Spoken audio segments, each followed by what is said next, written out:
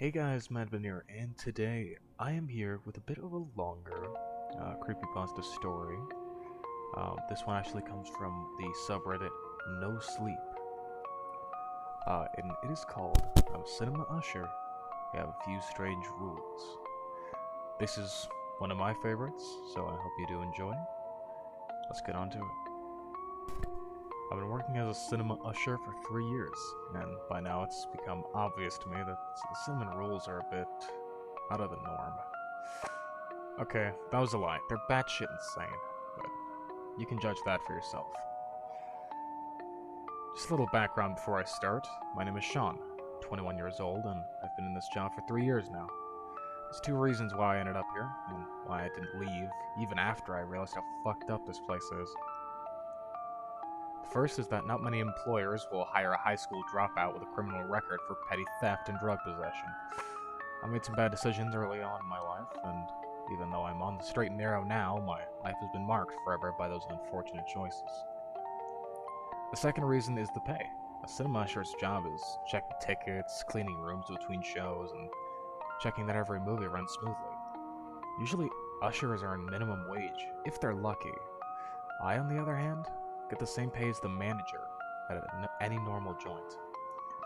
Although, when you take into account the stuff I have to deal with every day, it becomes a whole lot less alluring. But none of you really care about that, do you? You're here for the story, and I won't disappoint. So, here they are, the rules of my cinema. Rule number 1, never, ever open the door to room 3 once the movie has started. Sounds simple, right? This rule, and the time I almost broke it, were the first signs I got that the cinema wasn't 100% normal. Even knowing about room 3, you'll be tempted to go in. The room is clever. It will try and trick you in any way it can. You might hear something from inside. You might be addressed by someone wanting you to open it. But you should never, ever do so. And the first time I almost entered room 3 was a mere week after I got hired. I had read the rules, sure, and I had been confused by them, but I didn't question them. I needed this job, badly. If I had to endure some extravagant, mysterious rules to get my paycheck, then so be it. I was cleaning up the main lobby, where the entrance to the individual project room is, when I heard it, a thumping of something on a hard surface. And it was coming from room 3. I rushed over to the door. It was clear something was wrong inside. A thin curl of smoke was coming from underneath it. The thumping was louder now, as if someone was hitting the door from inside with their fists. The handle was turning, rattling in its joint, as the person on the other side tried desperately to get my attention. "Hello?" I yelled, pressing my ear to the flat surface on the door. "Let us out! Help us!" Came a voice from the other side. It was a woman's voice, terror audibly in every word. Underneath it I could hear a faint whooshing sound, like a strong wind in a tunnel. It took me a second to realize what it was. Flames. "There's a fire! The door's jammed! You have to let us out!" The woman screamed desperately. The smoke coming from under the door was dark and acrid, and I coughed as I caught it in my throat. Beating of fists on the other side resumed. "Let us out! Please, let us out!" I reached for the door handle. Any thought of the rules in my head was gone. There were people in there who needed my help. A hand reached out from behind me and grabbed my arm. I jumped in shock, twisting around. It was David, my manager. I'd only ever talked to him in the interview for the position, where he struck me as a calm but distant man. Now, he was furious, anger engraved in every line on his face. Rule 1, never forget it. "There's a fire inside, David. The door's jammed. We need to get them out." "A fire? Oh, it's clever today." David laughed to himself. "Trying it on the new guy, too." Then he turned serious again. "There's a reason we have rules. Leave room 3 alone. Everything's alright in there." I could hardly believe what I was hearing. The woman from inside cried out again. She was choking on her words now, as if the smoke invaded her lungs. "Please help me, Sean. I can't breathe. Let us out." David laughed again. "You can hear her, David. They're going to die," I yelled, incredulously as to how he could be so heartless. Well, I wasn't going to let people die because of him and his batshit crazy rules. I reached for the door handle. David looked at me dead in the eyes. How does she know your name? I stopped short. Had I ever told her my name? No, I looked at the door again. No smoke, no hammering of fists. I cautiously knocked on her a few times. No one answered. David put his hand on my shoulder. You see, Sean, he said patiently, room 3 stays closed, no matter what. In 20 minutes, the movie will end, and everyone will come out unharmed, I promise. But I heard her. I saw the smoke, I stammered out, confusion taking over. You saw what it wanted you to see. Take it from me, Sean. Room 3 will try everything to get you to open that door. But it hasn't succeeded in 13 years, and it damn well won't succeed while I'm the manager here. I won't have it happen again. He led me away from the door gently. When the movie in room 3 ended, 20 minutes later, a crowd of people walked out. Everyone was unharmed. I checked the room afterwards. There were no signs of fire anywhere. Rule number 2. If you see a man dressed as a movie character leading children away from the lobby, notify the manager immediately. You know how a lot of cinemas hire people in costumes or suits to promote new movies? Like when a new Star Wars movie comes out, and you'll have guys in stormtrooper armor walking around building to hype the movie. I hate that sort of stuff, even before I started working here. One of the jobs I took up after dropping out of school was at a seedy, run-down amusement park outside town. I had to wear a rancid, unwashed fursuit of the park's mascot for 8 hours straight, 6 days a week. Even seeing one of those things nowadays makes me gag. Now, Rule 2 is a bit of a mystery. I've only ever had to follow it once, and I'm not even really sure what happened. But it's an interesting, albeit gruesome story, so you might enjoy it. The day it happened was our premiere of Avengers Infinity War. The manager had hired several cosplayers dressed as the main characters to walk around the lobby and take pictures with fans. Now, I was generally okay with that, despite my past experience. The thing that made me nervous was how, before the shift began, David rounded up all the ushers and made us memorize the list of superheroes he had hired. He was absolutely adamant about it, insisting that we knew them off by heart. If it wasn't for the incident in room 3, I would have thought he was mad, but now I knew not everything was as it seemed in this place. It wasn't a long list, so I can still remember it. Captain America, Black Panther, Doctor Strange, Thor, retrospectively. The poor guy dressed as the God of Thunder must have been devastated with how fat his character got in Endgame. I knew something was up when I exited one of the projection rooms and saw a person dressed as the one and only Iron Man. Walking slowly down the lobby towards the garbage room. Getting closer, I could see that there was something seriously wrong with him. It had been high quality once, but seemed to be in disrepair now. It was grimy and scraped, some parts in danger of falling off altogether. It smelled horrible, like roadkill on a hot summer day. But the worst part was, there was some sort of liquid seeping from between the joints of his costume. It was a sickening, dark brown color, viscous, almost like drying treacle. My heart stopped as I saw that behind him was a group of children. None of them could have been more than 13 years old. They stared vacantly forward, following the fatigued figure as he led them away from the crowds in the domain column.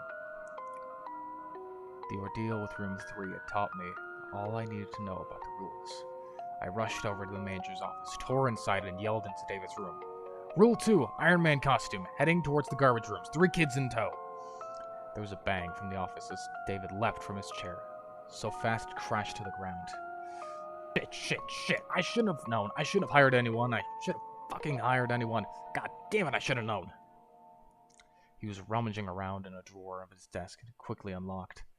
I caught a glimpse of what he was taking out before he hid it in his pocket of his trousers. A vial of some sort of clear liquid and a long, jagged knife, made of what looked like bronze. As he tore out of the office, he stopped and grabbed me, pushed. pushed a crumpled piece of paper into my hand.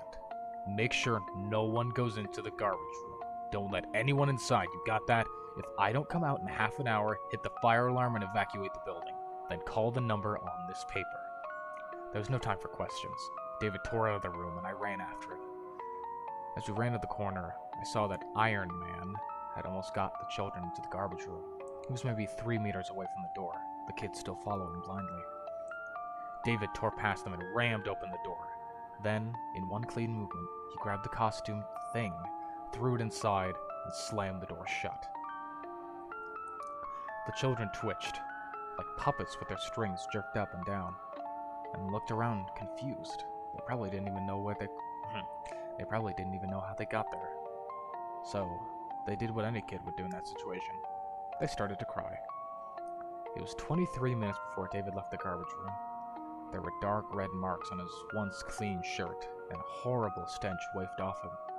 He looked tired. Clean up in there, Sean. If you find anything strange outside a garbage bag, don't touch it. Just come tell me. He stumbled off to his office. The garbage room was a wreck. The stinking, dark liquid stained the floor, the walls, and even the ceiling in some places. In the corner, there were several black plastic bags. A wet patch of noisome dark liquid was slowly spreading from underneath them. If a man with a... Rule number 3. If a man with a tattoo on his left cheek wants something from the lost and found, don't give it to him. Now this one isn't exactly tied to a story I personally experienced, but I have something to say about it. After the Rule 2 incident, David started treating me kinder. I guess he trusted me a bit more, since he knew I had learned my lesson and understood the rules were there for a reason. They were there to protect us all. I was curious about Rule 3. After some time, I summoned the courage to ask about it, so before one day's shift, I walked into the office and cautiously asked about it. David, I'm sorry to bother you. I was wondering if you could tell me more about Rule 3, by any chance? David smiled wryly. Curious, are you? Don't worry, I would be too. He began rummaging around in his drawers and filed folders. Eventually, he handed me several yellowed papers stapled together in the corner. Here, read this when you're on your break. Hopefully it'll slake your curiosity. When my break came, I sat down in the locker rooms and did exactly that. The papers were actually several newspaper articles stapled together. The first was 15 years old. Gruesome triple homicide. Family murdered in their own house. Sole survival tells horrifying story. The neighborhood of... Let's see, let me do that again. The neighborhood was left in shock yesterday after police found a gruesome murder scene in the house of local residents, the Prescotts. Of the family of 4, there was only one survivor, 13-year-old blank Prescott, who was found bound and gagged, but otherwise unharmed. His family in the living room, next to the mutilated remains of his parents and older sister.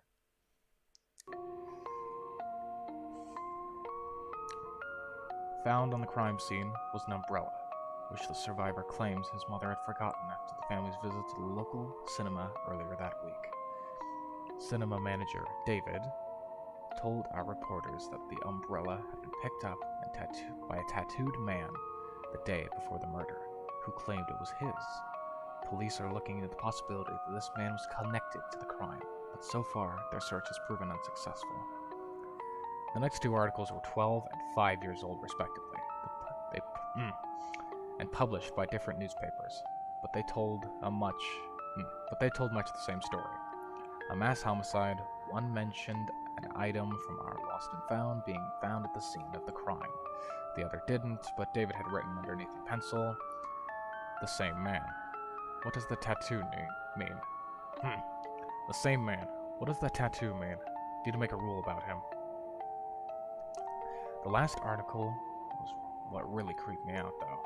It was modern, in fact. It looked like it had printed a photo of an ancient-looking page. The year printed at the top announced it had come from London, 1899.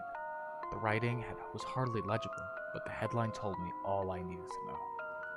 Fear the stage. London theater shuts down amid murder sprees. Mysterious killer claims forgotten items. Rule number 4. If the lights go out while you're cleaning a room, take a seat. A movie will play, and you have to watch till the end. Don't look away from the screen, no matter what you see or hear. This is the rule that gave me the most anxiety when I read it, having already had a run-in with rules number 1 and 2. I knew how serious following their commandments was, or failing to do so. No, I'm gonna redo that. This is the rule that gave me the most anxiety when I read it. Having already had a run-in with rules 1 and 2, I knew just how serious following our commandments was, or how failing to do so could be. My experience with rule number 4 happened when I was cleaning out room number 1 after a movie. Without warning, it happened, the thing I'd been dreading for months at that point. The lights went out. There was a pop, like a light bulb going off. 1 second, I was in a well. 1 second, I was in a well-lit room, and the next, I was standing in pitch blackness. I froze, even though I had mentally prepared myself for weeks now. I froze. Take a seat, damn you! Take a seat! Finally, my limbs obeyed my mind. I leapt for where I had hoped the nearest row was and rammed myself down into a place. Just in time, the screen lit up, filling with static, before resolving into an image of a dark, dank cellar. The image quality was ancient, like some sort of Super 8mm film from the 90s. Though the grainy screen, I could make out what was a single chair in the center of a room. Tied to it was a young man. He was struggling against his bonds, and I could tell he was injured. Narrow streams of blood streamed down his face from the injury above his brow, and his arms were rubbed raw from the ropes. Though there was something terribly familiar about the prisoner. Not his face, I had never seen in my life, but his clothes. I froze as I heard something move behind me. There was a creak of a cinema chair. My back crawled. Something had just sat down behind me. It took all my willpower not to swivel around or to jump from my seat and make a break for the entrance. I fixed my eyes on the screen, praying for this to be over soon. The man on the screen had stopped struggling. He was looking at something behind the camera. It took me a second to realize he was watching the cameraman. I almost jumped from my seat as a voice whispered behind me. What an actor! The voice was a low, practically inaudible whisper. It sounded human, almost, but I knew immediately that it was anything but. I can't explain precisely how. It was something about the cadence of the thing's speech, almost as if its throat wasn't quite made for human language, and it just did its best at mimicking what it had heard. Even worse, the voice was coming from slightly above me, not directly behind me. Whatever was in the chair behind me, it had to be absolutely massive when standing up. Should I answer? Should I just keep watching? The rules hadn't told me about that. I remained silent, gripping the armrest to stop myself from shaking, eyes fixed towards the screen. The camera was moving. As the person carrying it approached his prisoner, the man in the chair was trying desperately to recoil, but his binds were too tight for anything but the slightest movement. And as the camera got closer, I recognized what was so horribly familiar about him. His clothes. He was wearing a cinema uniform. My cinema uniform. Where do you think they got those costumes? Whispered the thing sitting behind me, sadistic irony dripping from every word. It was playing with me. I didn't answer. The movie went on for more than half an hour. I won't tell you exactly what I saw. I don't want to think about it any more than I have to. I'm not sure that stuff would be allowed on this site anyway. Not even in description. Suffice to say, I wouldn't wish such a fate upon my worst enemy. At one point, I retched and vomited over myself on the floor. As my stomach convulsed, I almost took my eyes off the screen. And at the moment, I felt the thing's hot, stinking breath on my back. It wanted me to look away.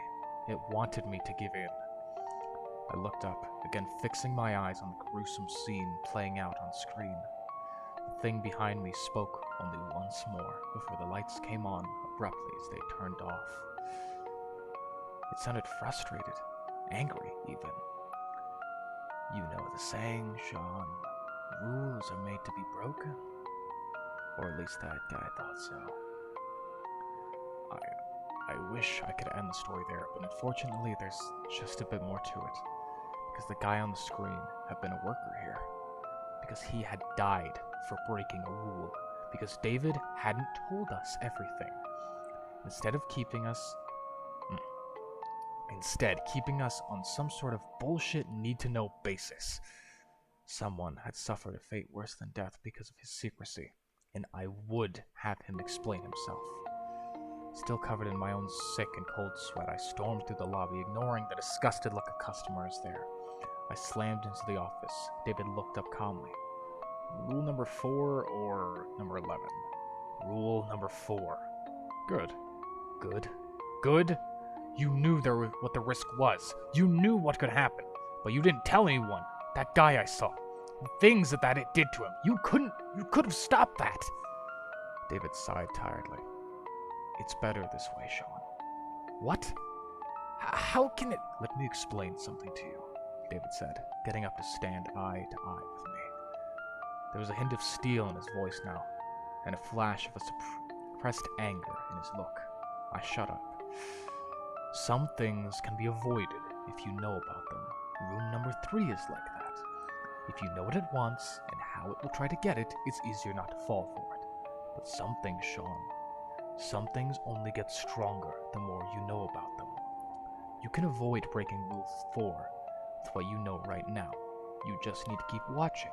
But the more you know about it, the more direct the thing in that room can be in its attempt to get you to look away.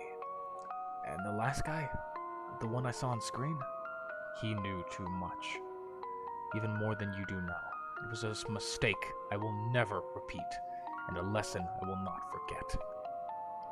There's a threshold, Sean, that I can't allow anyone to cross. If you know too much, no amount of willpower or strength will keep your eyes on that screen.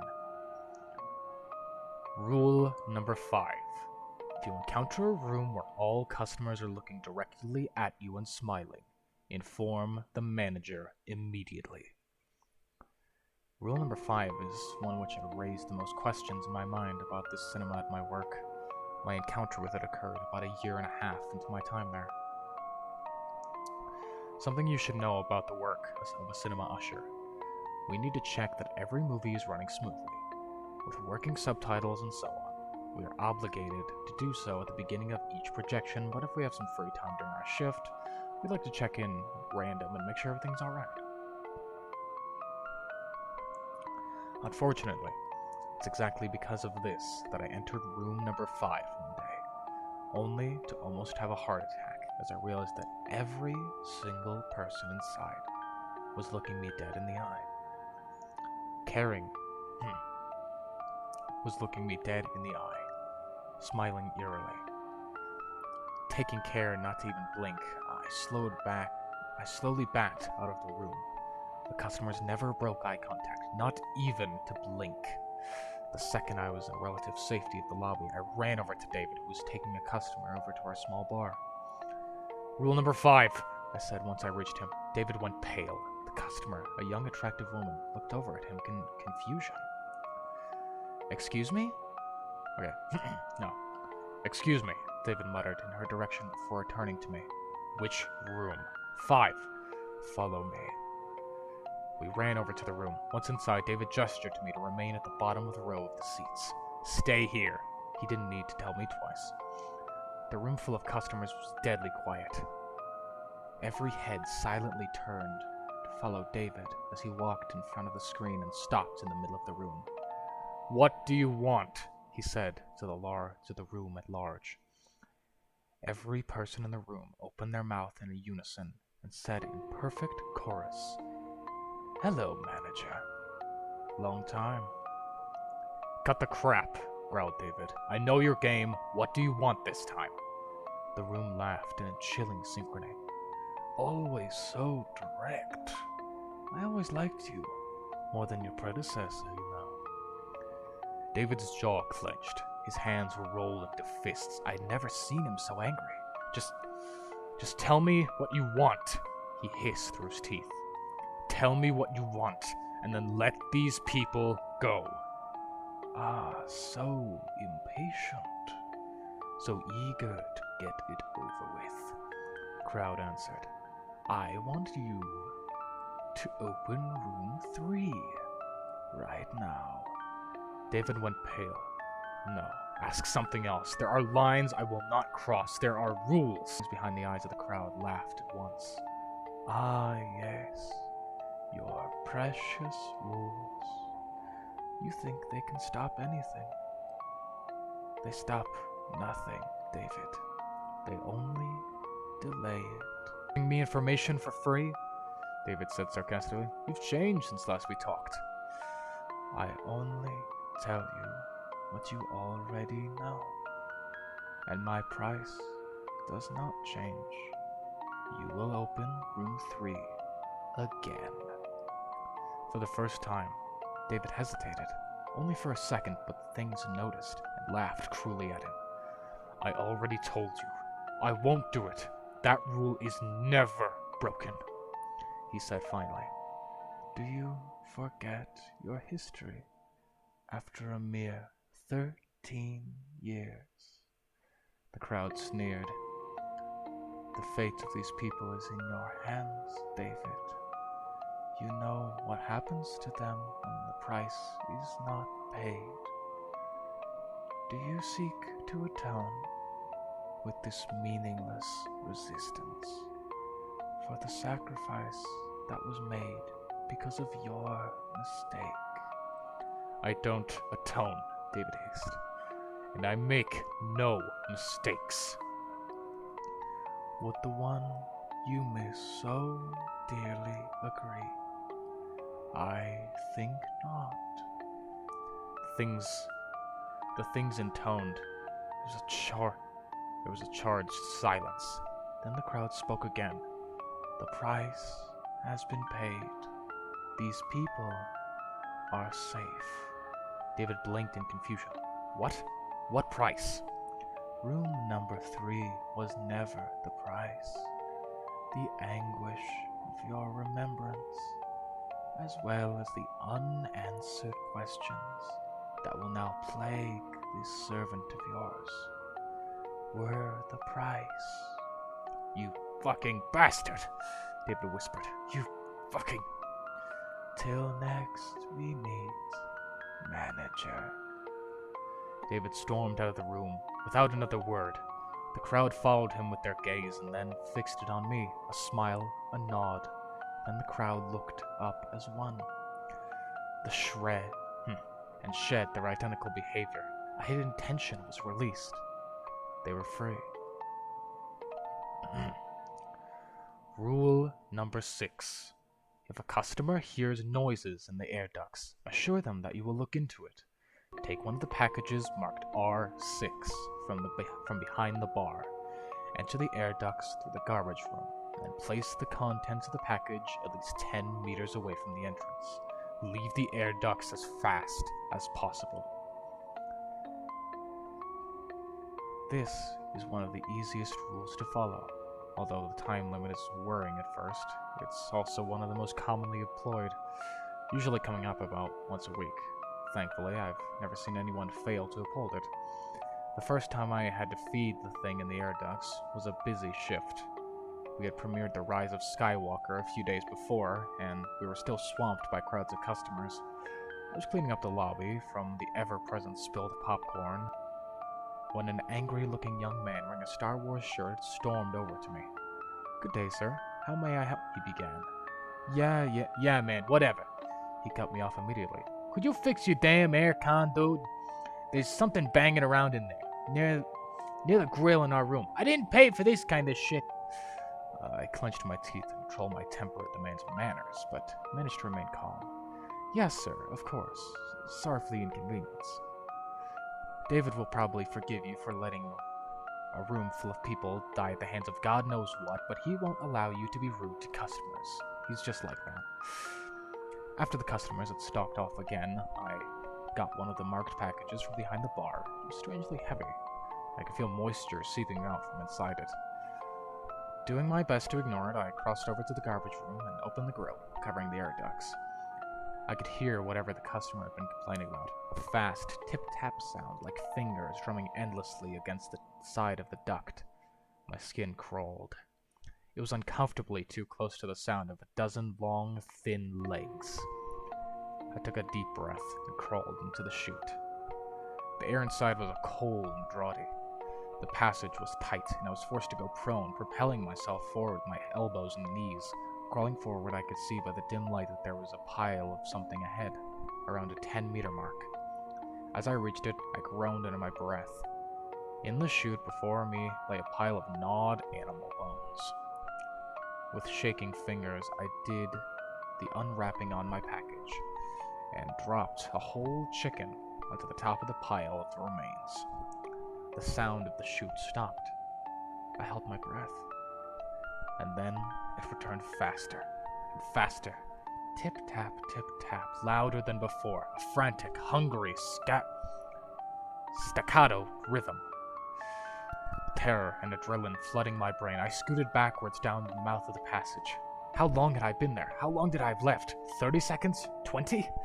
The clattering of legs was mixed now with the scraping sound of something chitinous and heavy dragged itself down the corridor towards the food and towards me.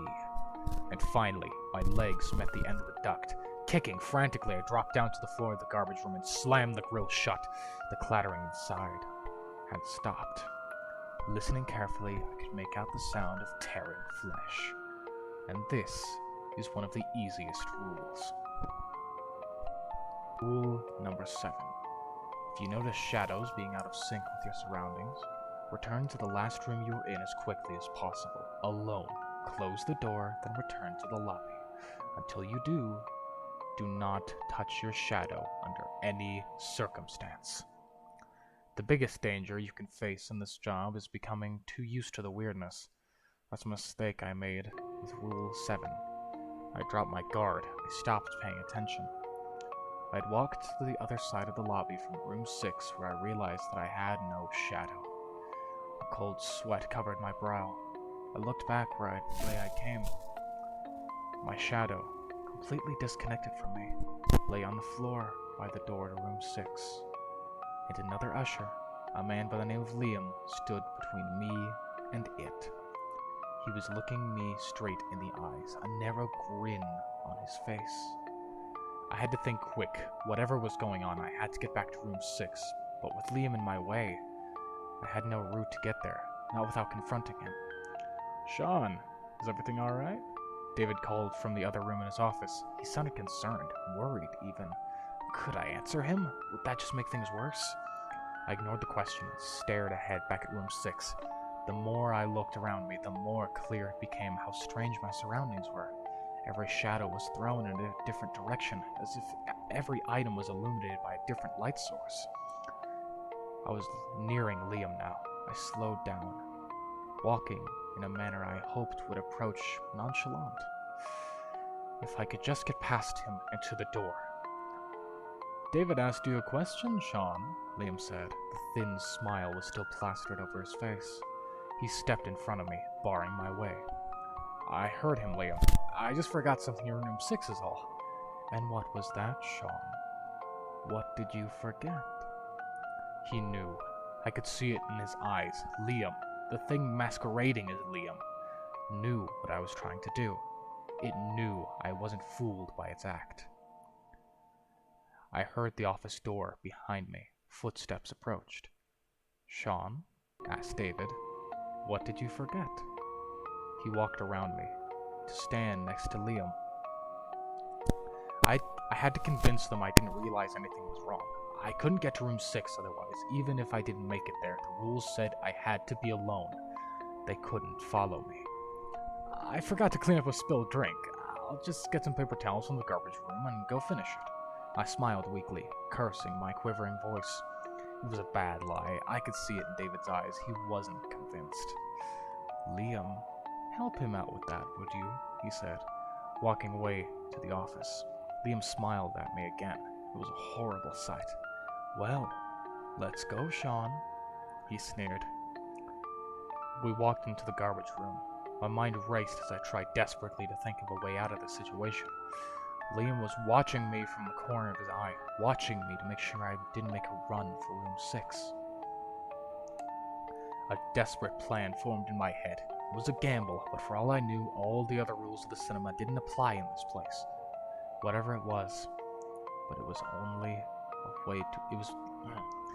only way to escape that I could think of. We entered the garbage room. Liam wasn't even acting inconspicuous anymore. He was looking straight at me, but smiling that horrible grin. With Liam following, I walked to the back of the garbage room, and I punched him in the face with all my strength.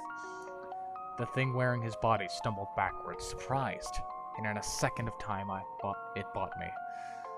I scrambled at the air duct in the back of the room, opened it at the last second. The thing's fingers grabbed me from behind and turned me around to face it. The look of humanity Liam had worn before was shedding off like a snakeskin. His face grew disproportionate, his eyes pools of shadow. He laughed in my face. I knew you weren't fooled. I knew it. Well, playtime's over. Time for you to meet your shadow. He snickered insanely. I hope you like it here, because you're going to be staying with me. I kicked out desperately, fighting against the thing's strength as it gripped my arms. I managed to turn us around, ramming its back into the open air duct. It screeched in pain. Ever since your master made his foolish rules, I have been alone. Well, no more.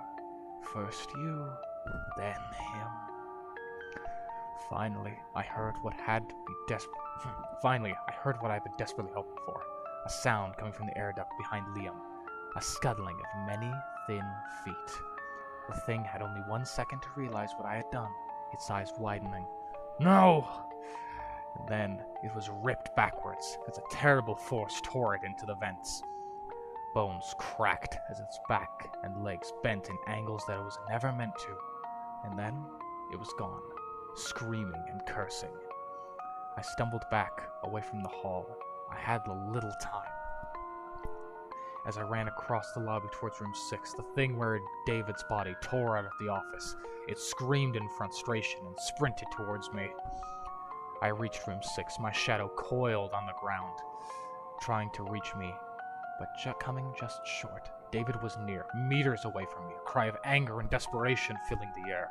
I flung open the door, jumped inside, and slammed it behind me. Silence dropped like a stone. Cautiously, I opened the door again. The lobby was empty. I looked down and heaved a sigh of relief. My shadow was once again at my feet. Rule number 8. If a garbage bag begins to move violently or making noises, dispose of it in the special chute in the garbage room. Do not open the bag.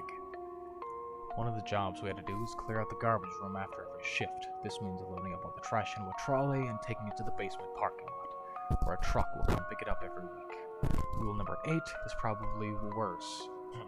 Rule number 8 is probably the worst after rule number 4. It's not as mentally scarring, but it can still fuck you up in the head if you think too much about it. It certainly made me pretty miserable when I had to deal with it the first time, about a year back. I was almost done with my trash that day. One more trip with the trolley should have done it.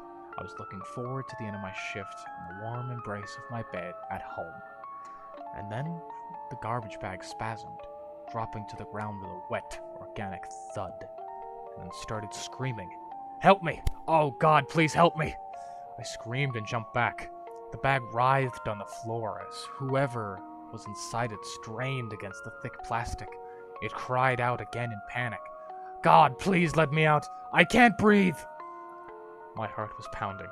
My shaking fingers, I reached out to the bag to tear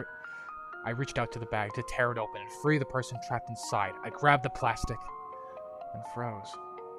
Rule number 8. The thing in the bag screamed in pain and fear. Is anyone there? Please, you have to help me. It started sobbing, the plastic shaking and curling on itself. A chill ran down my back. And the thing sounded human. It sounded as if it were in pain. It sounded real. But this place has taught me not to believe anything I heard or saw. Cautiously, I took hold of the bag. My hand shot out, the writhing mass grabbing my arm. I yelled and stumbled back, breaking the thing's grip. Help me! You have to help me! I can't move! I can't breathe! I can't... The arms had been real enough. I could still feel its grip when it had me. The arms had been human-sized. But no human could have fit into that bag. I grabbed the twisted, amorphous mass, its hands grabbing me through the plastic as it screamed for help into my face. Staggering with its weight, I lurched over the garbage chute and dropped it over the edge. It caught onto the edge with its hands. Please, please, it whispered, almost whispering. It whispered, almost whispering where it became. It whispered, almost whispering where before it had been shouting. I can't go back. Please don't. I brought the lid of the chute down on its fingers. It screamed, slid down the chute, clawed at the sides as it disappeared into the dark, and went silent. Rule number 9. If anyone exits rule number 3 during a show, do whatever they ask. Inform the manager immediately. For all the wrong reasons, this story isn't like the other ones I've been told. This story will be different, and I'm not sure I like that. I'm not sure where it will lead me and this cinema, because this story happened yesterday. Even though David's warmed up to me in the time I've been working here, I think he might even trust me. He hadn't said anything about room 3. To be fair, I've just been too afraid to ask. So rule number 9 has always been a source of mystery, and no small amount of apprehension. No one I could ask even seemed to remember a time where they had to obey it. Strange though it may seem, no one had ever exited room 3 during a projection. At least not in the years I'd worked there. No one could remember David even explaining the command, or even talking about it. Rule number 9 was a big mystery, as the room concerned. So nothing could have prepared me for yesterday, when the door opened and a smartly dressed man walked out of room 3. I froze in my tracks. No amount of experience in this job could have prepared me for that. He walked over to me as I stood, staring in amazement and fear. Good evening. No. Good evening, sir, he said. Wait, no. Okay, I thought it was him. Okay, no. I can't tell if it was Sean or the actual guy. Okay, let's do it again. Good evening, sir, he said. His voice was flat, emotionless, a blank slate. But unlike the thing from rule number 4, it was unmistakably human. Good evening, I stammered finally. The man smiled in slight amusement. I wish to speak to the manager. Shit. Right this way, sir, I replied, trying to fake a calm as I didn't feel. I wish I could have told the thing to stay, that I could have warned David, but it was if my brain was in an ice, sluggish and unresponsive. He walked over to the office and entered. I didn't even have time to talk to David. David looked up, saw the man, and went sickly pale. Rule number 9, Sean? Yes. Leave us, please. Wait for me outside. I obeyed. Nothing could have made me remain in that room. Absolutely nothing. I exited into the lobby and waited. Time went by. I could hear a murmur of conversation from inside the office. Occasionally David's voice would rise in volume, and I swear at one point I heard him weeping. It was half an hour until David opened the door and walked out. He was even paler than before, like all the blood in his body had left. His hand shook, very slightly, but I noticed. In the second before he closed the door, I could see the room behind him. It was empty. The man had gone. "David?" I asked cautiously, not knowing what to say. Is everything alright? What happened?" David fixed his eyes on me. They were red-rimmed and bloodshot. "Go home, Sean. Rest. Sleep. Prepare." Why? Prepare for what?" "We're going to break rules number 10 and number 11 tomorrow." Walking to work yesterday was the hardest thing I've ever done. Anticipation and fear mixed within me. In equal measure, David's recommendation is to rest and sleep had proven impossible for me to obey. I had spent the whole night dreading what would come in the morning. And when I came to work, I found the cinema empty. A sign at the entrance announced, "Closed temporarily due to equipment malfunction." David was already there.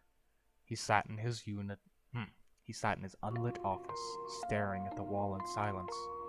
I walked in and stood at the door. I didn't have the courage to interrupt his thought. Eventually he looked up. "Sean," he said, and his voice was hollow. "I'm sorry. My mind was somewhere else." He got up and walked over to me. You said we were going to break the rules today," I said. "Yes. Rules number 10 and number 11. Rule number 10. If you find a book bound in black leather on the premises, do not open it. Rule number 10. The black book, as we all like to call it. You'd see it pretty much every shift, and overcoming the need to open it was one of the first things you learned to do on the job. No one knew what was inside the yellow ancient pages. It moved and shifted mysteriously. You'd see it propped up invitingly in the corner. You'd walk over to a room in the office, only to see it first on the ground in the lobby, and then in the office itself, lying on David's table, as if it had always been there. We'd never even seen David open it. It seemed I was going to see so now. It took an unusually long time to find the book, searching first the office, then the lobby, then the rooms. We then returned in defeat, only to find it sitting on one of David's filing cabinets. He snorted derivatively, and went to pick it up. Its ancient-looking pages, yellowed by time, cracked as he opened it cautiously. From where I was standing, I couldn't see the words within and moved to look over his shoulder. David slammed the covers closed. "Not yet, Sean. Soon." My temper flared. "David, I don't know anything about what's going on. I don't know why we're here or what we're doing today. I don't know why we're breaking 2 of our rules. I don't expect you to tell me everything, but you have to give me something." My anger receded as quickly as it had risen. I realized this was, despite everything, my employer. David smiled wryly. There was a second of silence. "You're right, Sean. You deserve to know something. I'm sorry. After 15 years in this job, you begin to get used to not telling anyone more than they need to know. 13 years ago, I made a mistake, Sean. Room 3 tricked me. By using my affection for someone close to me, I opened the room, and I almost brought down disaster on us all. It's ironic. Only the sacrifice of the person I thought I was saving helped delay disaster." "Delay?" "Yes, Sean. We borrowed time. Yesterday, that time ran out. Unless we act, Room 3 won't need anyone to open it anymore. It will escape by itself, and I can't allow that." "And the book, what is it?" "I guess you could call it a manual, of sorts. The rules of the cinema are all in here." He looked down onto the pages again. I could tell this impromptu informational talk was over. I could be happy with this. Even a little. I had gotten. No. I could be happy for even the little I had gotten. David turned some pages, scanning their context before pointing at a piece of a page and smiling to himself. Sean, I'm gonna have to ask you to leave the room, just for a while. This shouldn't take long. I hesitated but obeyed, standing at the door in front of the room. I could see David's shadow on the drawn blinds of his office window as he moved around.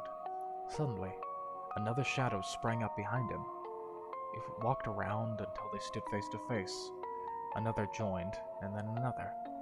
Muted voices reached me. David sounded resolute and determined. The answering voices, many talking over each other at the same time, were sharp, but barely heard whispers, like drawing of a knife across skin.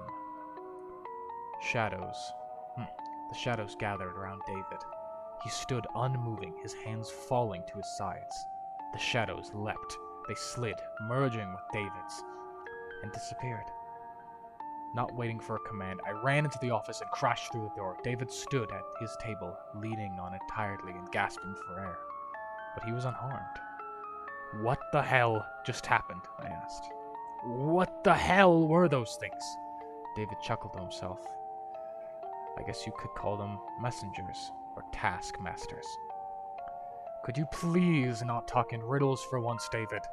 I said, exasperated that even now I was being kept on a need-to-know basis.